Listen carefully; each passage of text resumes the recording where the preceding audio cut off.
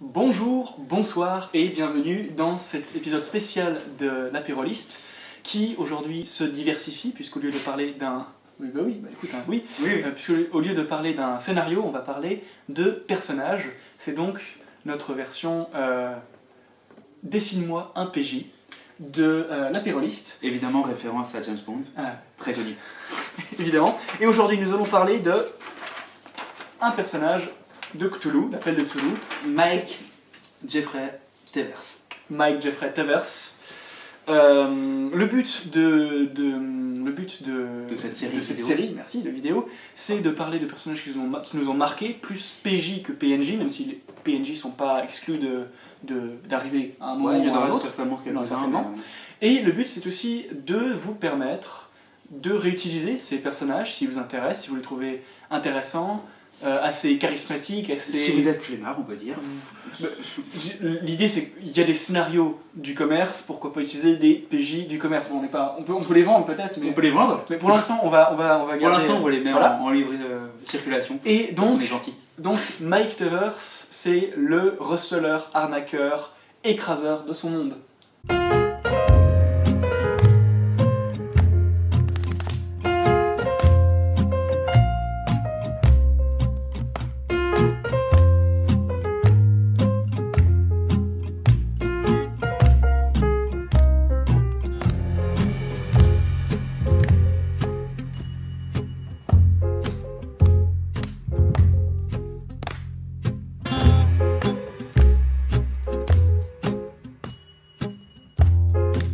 Chine.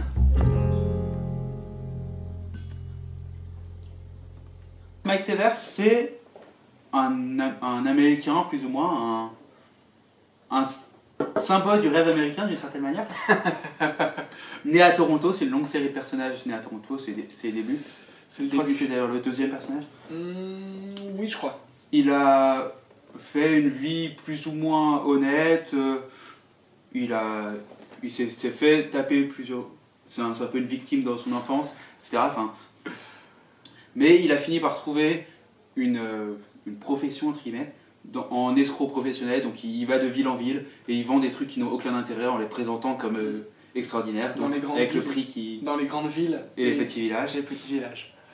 Et du coup, il va se retrouver, un peu par hasard, et parce qu'il a besoin d'argent, il est un peu à court. Il s'est fait attraper une fois par la police pour recel, et puis voilà. Il va se retrouver à Auckland, dans une petite bande, qui va lui dire on fait un braquage. Voilà, et du coup peut-être que je vais parler maintenant du scénario. Le scénario, donc, c'est un scénario Cthulhu relativement basique, Assez classique. Assez classique. C'est un des premiers, on peut dire. C'était un de mes premiers un de mes premiers créés, effectivement. Le principe c'était, après ce braquage, on avait quatre personnages assez typés. On avait donc le receleur, on avait le braqueur de banque professionnelle, le gros bras et la frangine. Ah oui, la frangine, Charlotte, la frangine. Et donc lui, ce cher Davel, était Mike Tevers.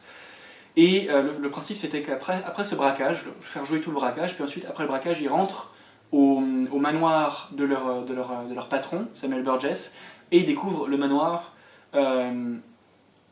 vide.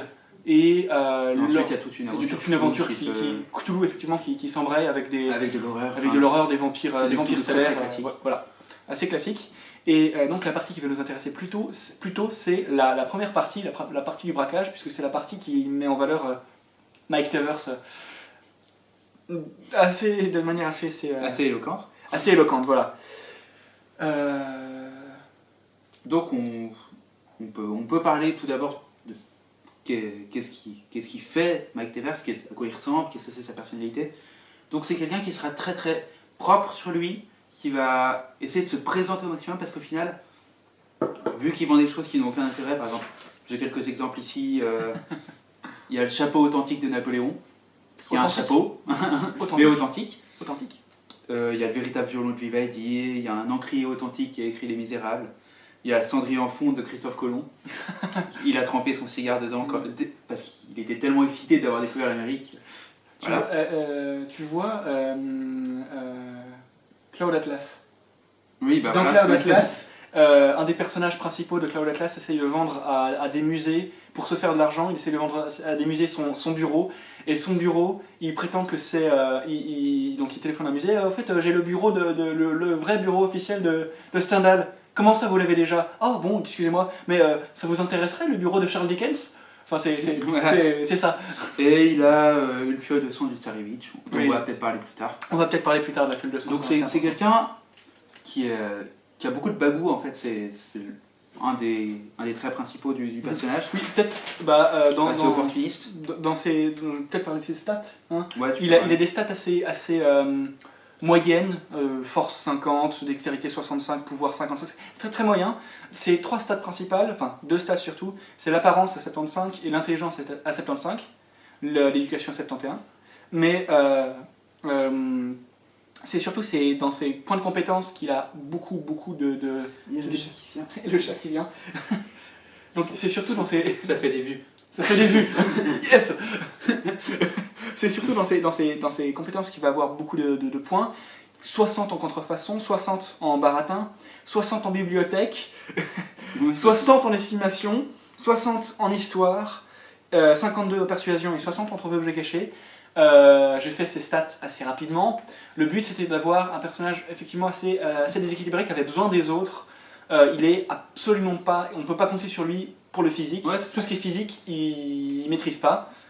Donc effectivement quand on peut voir baratin, persuasion, intelligence, tout ça, il est assez développé. Et du coup ça veut dire qu'il va avoir une vie en lui-même. Et du coup je me suis dit, dépend de la personne qui va jouer ce personnage, il peut devenir très vite le personnage du scénario, et finalement les autres ne font que tourner autour, n'ont plus vraiment d'intérêt en tant que personnage principal. C'est pour ça que j'avais prévu des freins à ça. Premièrement, le frein, le self-control du joueur. Ça n'a pas beaucoup marché puisque notre personnage est un personnage prolixe, mais notre joueur, Davel, aussi est un joueur prolixe, et qui a tendance à écraser les autres s'il ne s'affirme pas. Tendance à beaucoup parler, à beaucoup... C'est du capitalisme sauvage. C'est ça. Et le deuxième, c'était que c'était pas lui le chef, c'était le braqueur professionnel qui était le chef de leur bande, et du coup il était censé lui obéir, c'était lui qui était censé avoir, enfin le chef qui était censé avoir le dernier mot. Dans les faits, ça s'est pas passé comme ça. Plus ou moins, enfin... il trouvait les idées tellement bien que... Oui, en même temps, voilà, c'est ça. Puis en même temps, eux n'avaient pas vraiment d'idées, mis à part des trucs très classiques. Ouais, du coup, voilà. Il y a aussi 2 caractéristiques qui font ce personnage, au final, c'est le personnage chaotique par excellence. C'est-à-dire, il va avoir de respect pour aucune loi, à part celle qui s'impose à lui-même. Donc ça peut être un chaotique bon, ça peut être un chaotique neutre ou chaotique mauvais. Ça dépend de quel bord il est.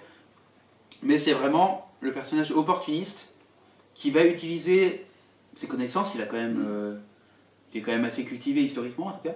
Historiquement, il sait très bien estimer les choses. C'est surtout que l'historique d'un objet, ou bien sa provenance géographique, est le truc qu'on ne peut pas vérifier dans l'immédiat.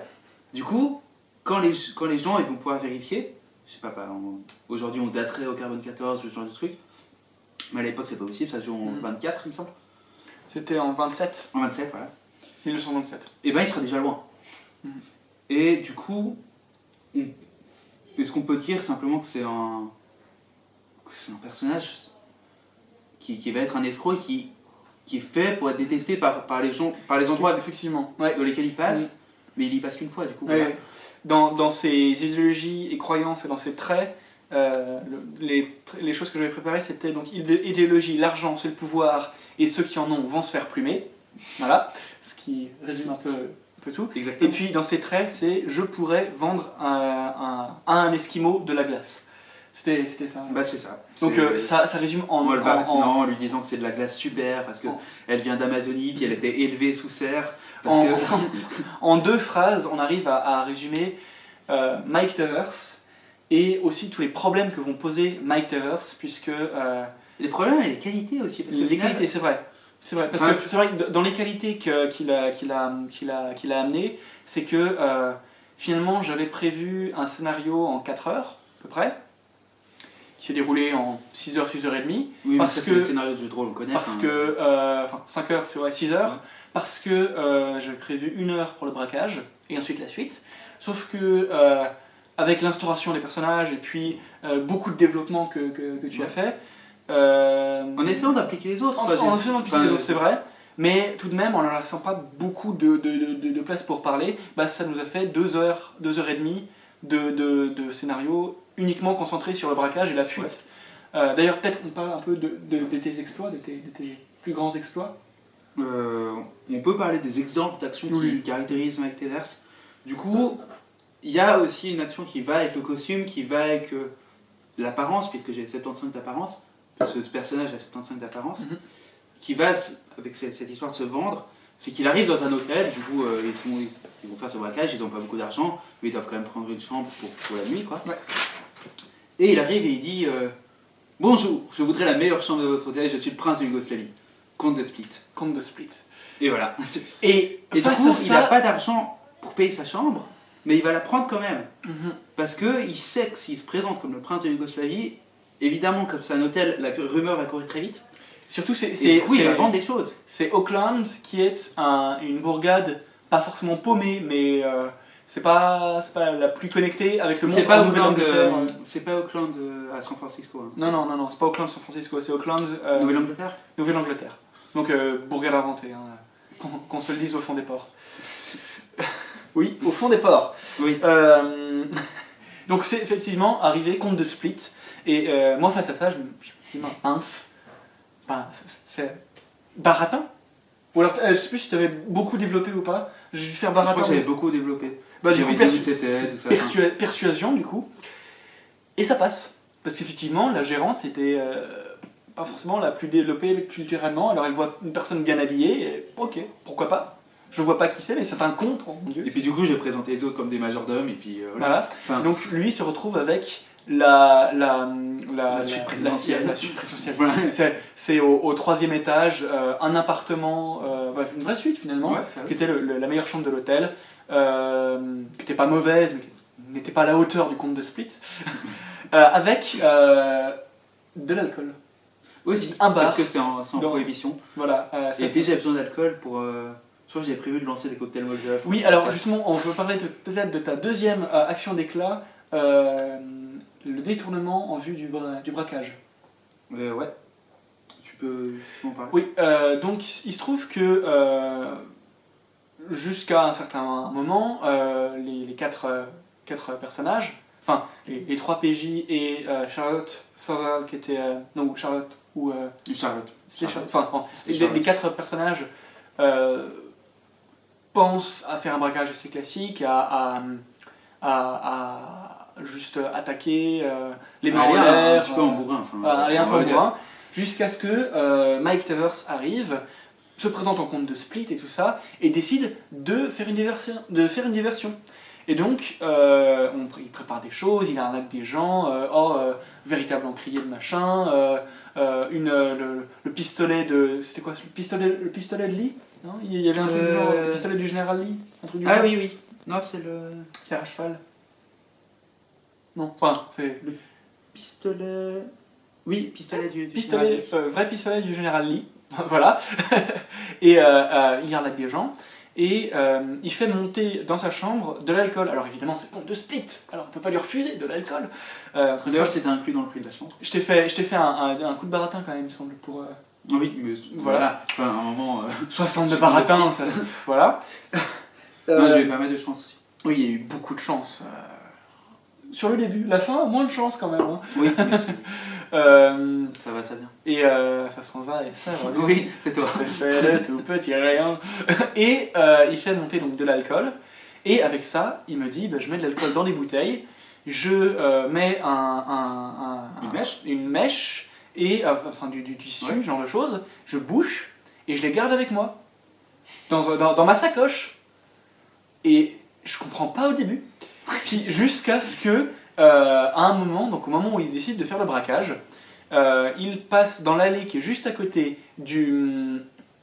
de l'hôtel. Il monte un peu la cage à incendie, vous savez, ces cages qu'on trouve assez facilement dans les grandes villes américaines, qui permettent de descendre rapidement à l'extérieur du bâtiment en cas de feu. Voilà. Donc il monte un peu et il balance, et il allume ses cocktails Molotov, comme vous avez deviné. Il allume ses cocktails Molotov. Je les balance sur la mairie. Et non, c'était pas la mairie. Non, sur le commissariat. Non plus, c'était le 3e étage. T'as allumé le feu. Ah oui, j'ai allumé ma suite. Il a allumé le feu dans sa suite et il s'est retrouvé ensuite à descendre après avoir jeté ses cocktails Molotov. Il s'est retrouvé à descendre la cage d'escalier et se retrouver en bas à sortir les au feu et les policiers qui arrivent au début un peu suspects, puis ils voient après la fumée et les flammes, et beaucoup de policiers qui se rassemblent, qui commencent à éloigner un peu les gens, les pompiers qui arrivent, ce genre de choses. Grosse animation, cela à 50, 100 mètres de la banque. Et du coup, pendant ce temps, les autres font le braquage.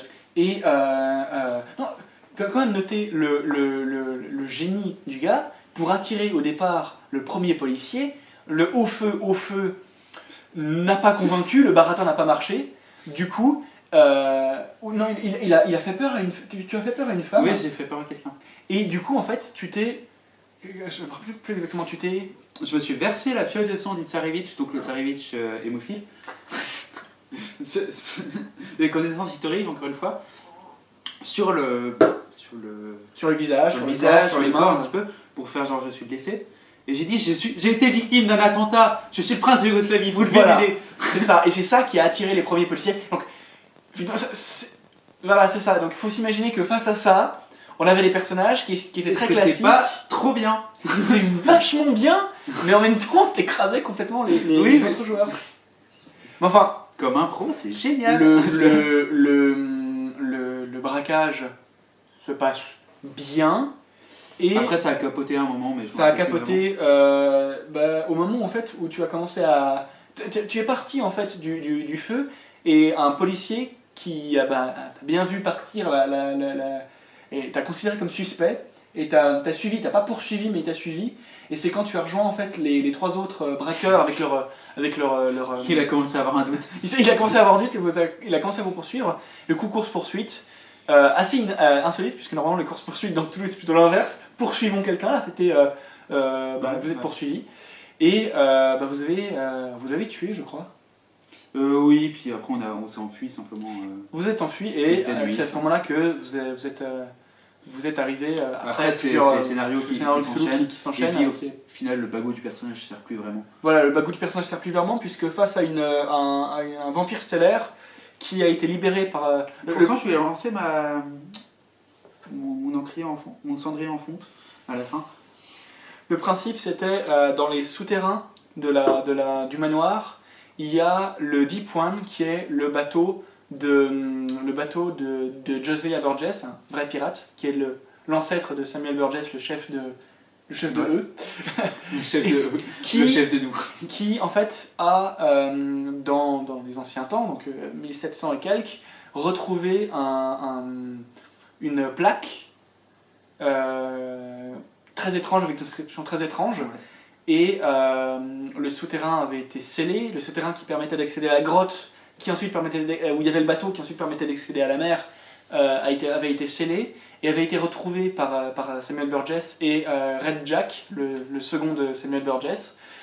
Et ils ont un peu réveillé plus ou moins accidentellement. Plus ou moins accidentellement le vampire stellaire qui était emprisonné dans la plaque. Et du coup on est arrivé, puis on s'est fait défoncer. Ça faisait un petit peu ça faisait un peu un slasher dans les faits, avec le groupe qui se fait décimer un à un. Ouais, puis on s'est fait défoncer globalement. Voilà, mais vous avez quand même réussi à le renvoyer dans sa dimension. Oui.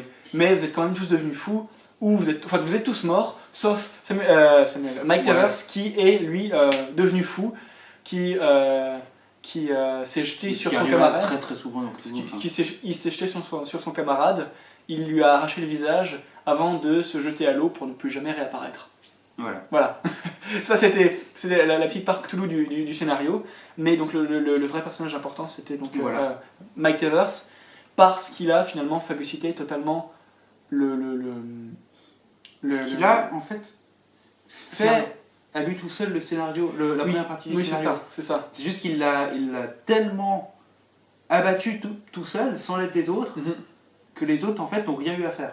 Oui, oui, oui. Donc, en conclusion... Ce qui est un problème, d'ailleurs. Ce qui est un problème, oui. Mais ce qui, en même temps, moi, ce qu'on peut pas vraiment lui reprocher, parce qu'il a fait le scénario. Oui, oui, oui, c'est vrai. Oui. C'est juste qu'il n'avait pas besoin des autres.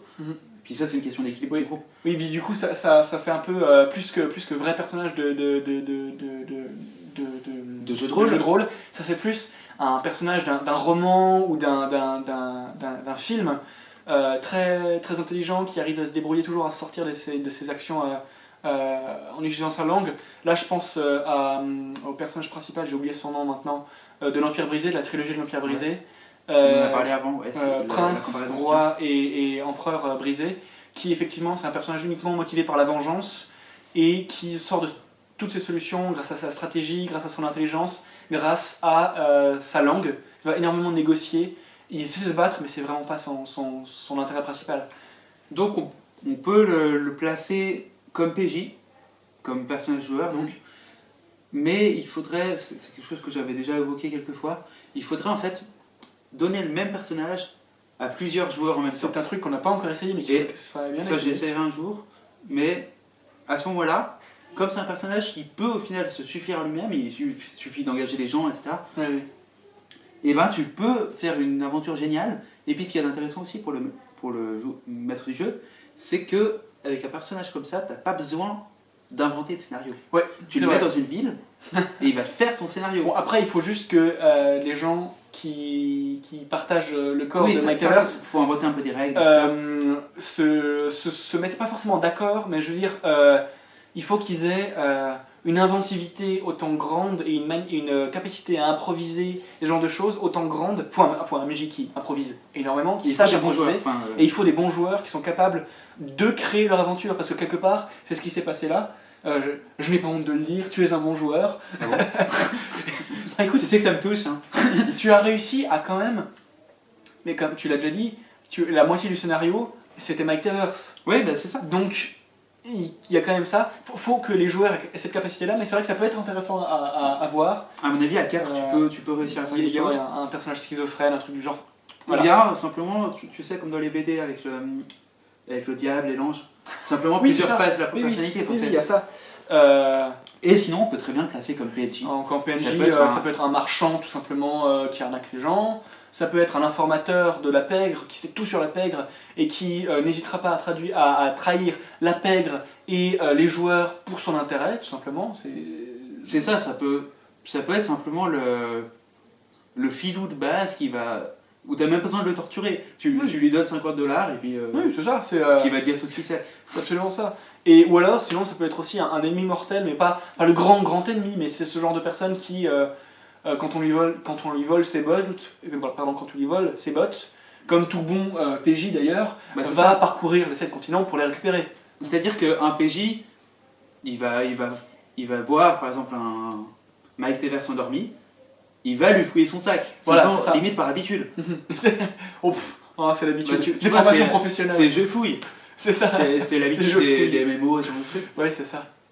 Et du coup, c'est un personnage qui va, même sans commune mesure avec ce qu'on lui a volé à la base, qui va tout donner pour te péter la gueule. Oui, parce que c'est pas possible qu'il se fasse pigeonner lui, sans réagir. Selon moi, la meilleure des choses à faire, ça peut être un mix des trois, c'est-à-dire ce genre d'arnaqueur qui est informateur pour les joueurs, qui connaît tout de la pègre, et surtout qui est extrêmement rancunier. Un mélange des trois me semble le plus intéressant. Mais qui est rancunier, c'est-à-dire, il va pas être rancunier si tu lui tues un membre de sa famille, ou bien si tu... Oui, il va pas être content. Oui, mais il va pas... Voilà, c'est ça. Il va pas être content comme personne n'est content. Voilà, c'est ça. Ou bien si tu... si tu le blesses. Voilà. Mais c'est vraiment s'il se fait pigeonner, s'il reçoit ce qu'il inflige aux autres en fait. Voilà, c'est ça. Mais du coup, voilà. D'ailleurs, j'avais essayé de vendre pendant tout le scénario à Charlotte un encrier ou un truc comme ça. Oui, je sais plus. En le vendant plusieurs fois la même chose, je crois que c'était l'encrier qui a écrit Les Misérables. Bah voilà. Non, mais c'est absolument. Évidemment, tous ces objets sont absolument faux. Hein. Ce sont des objets lambda, mais Il y avait aussi transformés par la brosse à dents qui avait survécu à Verdun. la brosse à dents qui avait survécu à Verdun. Enfin, c'est ce genre de choses qui permettent de... Ça, c'est aussi les joueurs un peu qui se mettent dans le scénario, qui inventent des trucs comme ça, puis Ouais, qui mais sont proactifs, c'est grâce à ce genre de personnage que, effectivement, une session de transition entre deux aventures peut se passer sans aucun problème, parce qu'ils ont de quoi faire.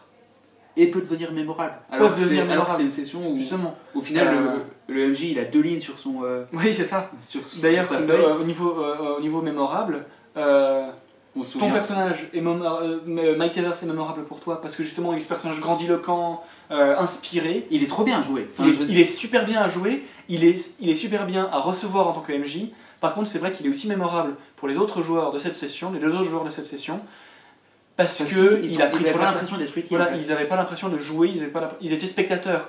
Et dans un Dans un jeu de rôle, c'est ce qu'il c'est faut un problème. éviter. Enfin, Voilà, donc il est mémorable c'est la question de. et Je crois que réfrénable. c'était la Zone Geek qui avait dit les joueurs doivent rester les héros.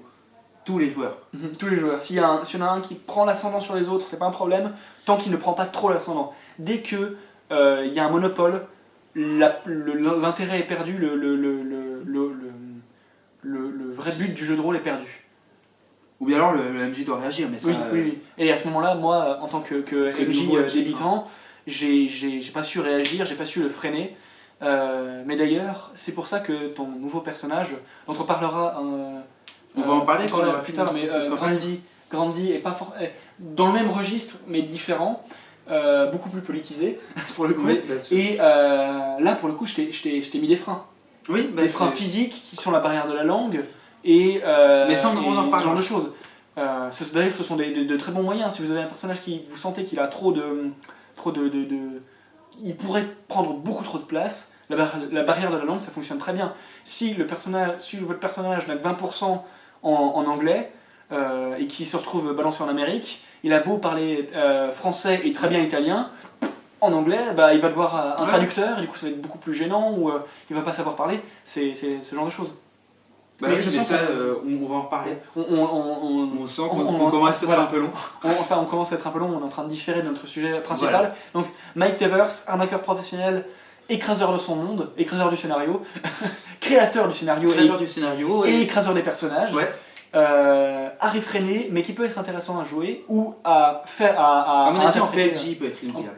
à Si PNJ, tu à le PNJ, si ouais. tu le fais durer 2 ou 3 scènes, tu peux vraiment faire quelque chose. Et puis le faire revenir surtout Ouais. longtemps, souvent, ça peut être une bonne chose si vous voulez en faire un personnage mémorable. En tout cas, n'oubliez pas de jouer.